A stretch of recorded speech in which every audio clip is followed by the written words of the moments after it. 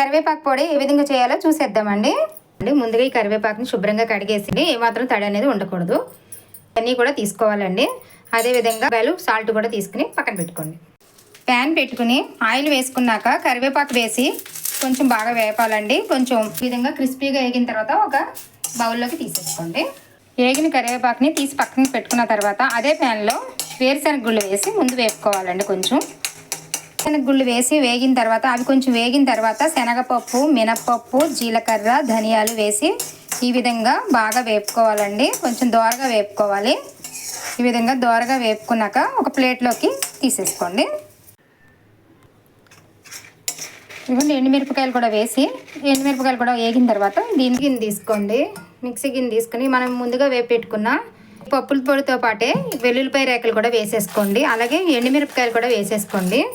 ఇప్పుడు కొంచెం చింతపండు కూడా వేసుకోండి. వీటిని మిక్సీ పట్టుకోండి. టేస్ట్కి తగ్గ సాల్ట్ కూడా వేసేసుకుని కొంచెం మిక్సీ పట్టుకోండి. అనేది వేసుకోవాలండి. ఇదిగోండి కరివేపాకుని కూడా యాడ్ చేసేసుకోండి. ఇదిగోండి ఇంతే అండి, అయిపోయింది కరివేపాకు పొడి. ఎంతో టేస్టీగా ఒక 2 స్పూన్లు ఇది కలుపుకుని తిన్నారంటే చాలా టేస్టీగా ఉంటుందండి. ప్లీజ్ నచ్చితే లైక్ చేయండి. ప్లీజ్ సబ్స్క్రైబ్ చేయండి ఫ్రెండ్స్.